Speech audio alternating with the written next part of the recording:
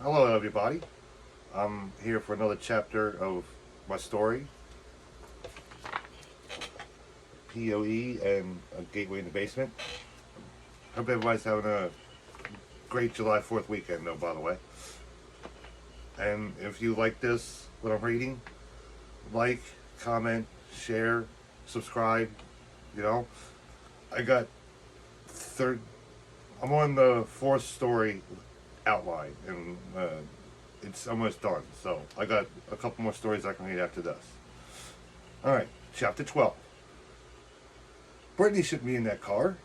She should be sitting next to me, Jacob complains. All of a sudden, however, another car drives in between them. The driver of that car bumps into one car and then the other. He is trying to bump both cars off the road because he bumps into each of them constantly like they are bumper cars. Holy shit, that's my mother driving. I was wondering where she ran off to. Jacob puts his window down and begins to try to get his mother's attention. You do know that isn't your mother anymore, don't you? Nick worries about Jacob. His mother is hitting their car and still he thinks she still loves him. But what I don't get is how she is driving. Zombies don't have any brains unless you count eating human flesh a thought. He looks at Rebecca. He hopes that she knows how a zombie knows how to drive, but she does not answer. All of her attention is occupied paying close attention on the other car and the direction that she is going. I'm not ignoring you, Nick. I'm just trying not to get bumped off the road. She begins to get frustrated with the new car. She starts bumping the car back. Maybe it will be the only way to get them to surrender and leave them alone. But Jacob's mother's zombie form does not quit. I would give up soon, Becky. They're going to run us off the road. There are zombies who don't care if they live or die, Nick advises. We aren't giving up yet. Jacob, shoot your mother in the head, Jacob orders. She rams Jacob's already mangled car once more into the zombie's car. I can't shoot my own mother, even if she is a zombie. If we don't shoot her in her head, I fear that she would drive us off the road.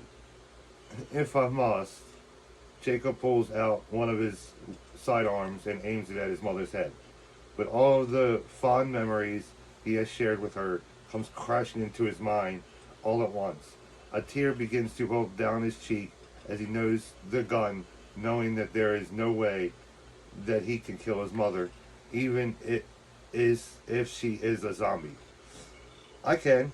Thomas, the headmaster's personal field agent, quickly swipes the other gun out of Jacob's other holster. He carefully aims the gun at Miss Whitmore's head.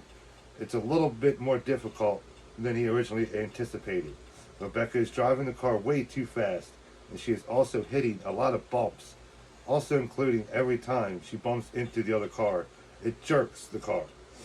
But it's not entirely her fault, seeing that Miss Whitmore continues to try her best into driving them off the road.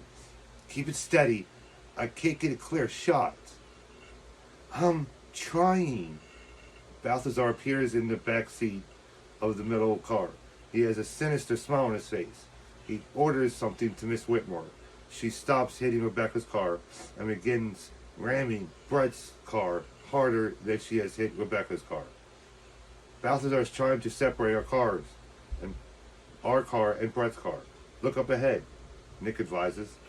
There is an exit up ahead, veering off towards the right, where Balthazar is trying to use it to his advantage.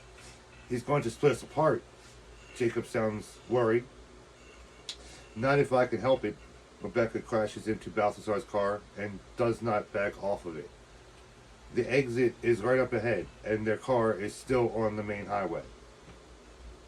We aren't going to make it all into the off-ramp, Becky.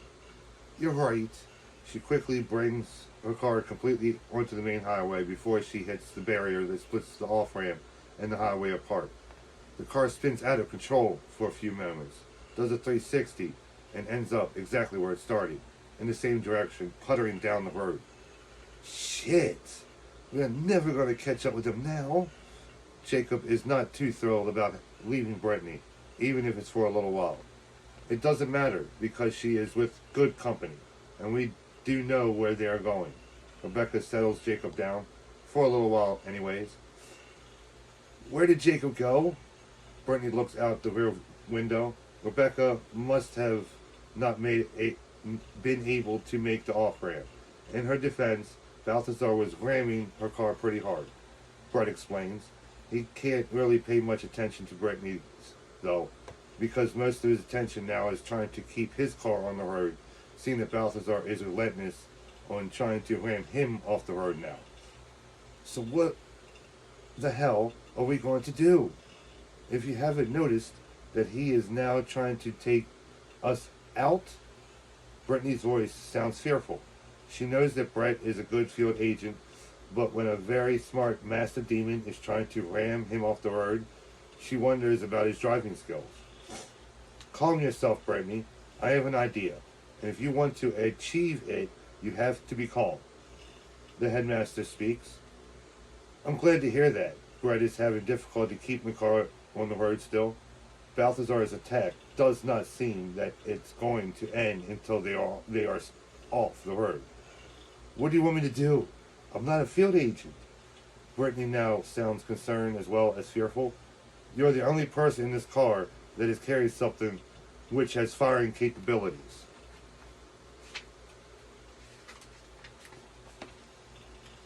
Are you talking about the crossbow that Rebecca gave me? She already has a weapon of choice lying on her lap. It's like begging her to pick it up and have a few practice shots at something moving. Yes, I want you to open your window and shoot out one of their tires. I'm not that good with this thing yet. Please, Brittany, my car can take much more of Balthazar's merciless beating. Brett pleads. His car already has gash marks, bumps, and dents on the driver's side where it has already been beaten. In addition, if you don't, Balthazar seems to be vindictive. He will run us off the road, even if the car that he is inside comes with us. Remember that supernatural beings normally do not have feelings, so they can't feel pain. But we can. So you aim that crossbow at one of those tires, and you take it out. Our lives are counting on it. The headmaster also pleads with Brittany. Even though she is inexperienced, she is their only chance to stay alive. All because she is the only person that has ever shot a crossbow. Since our lives depend on it, I will at least make an effort. Brett's car gets smashed again. Brittany slows her heart rate and takes the shot. The arrow goes through the other car's back tire. The other car begins to spin out of control until it crashes onto the guardrail on the other side of the street. Luckily, there are not any other cars on the road anywhere near them, so the other car does not hit any innocent people as it spins out of control. So since we're now at a danger, can we go back to Sykesville? Jake is probably wondering where I am. Brittany asks the headmaster. Not yet. I have to have a conversation with the head priest that works in a small church in a city called Catonsville. The headmaster takes a folded up piece of paper out of his bag and hands it to Frank. You two do know where the church is, don't you? Where this church is, don't you? Sorry. Absolutely. Frank puts the address that the headmaster hands him that's on a piece of paper into the GPS unit, just in case he does not know where he is going. We are on our way. Brett is glad that Balthazar is not bashing in his car anymore. He already knows that it is going to cost a small fortune to get it fixed, but that is one of the positive things about working for the POE. They will pay for everything. Jacob enters his apartment, followed by everybody else. He's hoping that Brittany is waiting for him to show up, but no such luck. His apartment is currently now trashed. Balthazar strikes again. Nick states the obvious. He would definitely search for something. What do you assume it could be? Probably for the 3 books I stole from them. Even Lucifer knows that knowledge is power. I bet my right arm they would stop at nothing to get them back. Rebecca takes charge of the situation. So here's what I say we should do. Nick, You and I would stay out here and stand guard while we wait for the headmaster to walk through that door. Jacob, I want you to go to sleep. I know that you have had a long day, and trust me, you will need some rest while you can get it. There will be plenty of sleepless nights in your future. Rebecca tries to play a little nice while she gives orders. I actually agree. Jacob walks into the kitchen, but stops and turns back around. One more thing before I turn in, and I need to have your full honesty about this. I will be as honest as I can be, but there are some things that are confidential, and I don't speak about classified information out loud. That's a good start. I believed every word. He does not know if he is just reassuring himself or if he really should be concerned about his own safety at this point, for himself and Brittany. If this master demon can take his mother and her father and turn them into mindless zombies, who knows what he can be capable of doing. Does this have anything to do with my biological father? Nick and Rebecca are both surprised to hear him ask that. The question is not really that easy to answer. Rebecca walks over towards him and places her right hand onto his left shoulder. It is a good one, though. However, it's a little bit above my pay grade. We will all discuss what is going on and what our options are when you wake up. Okay, I am a little tired. So he turns back around and continues to walk back into his bedroom. He now knows for a fact that Brittany's ignorance and avoiding the question that his biological father did work for the Protectors of Earth at one point in his life.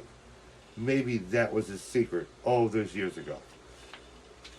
That was chapter 12. It's getting a little better, and spoiler alert, at the end, they go into hell. Just letting you know.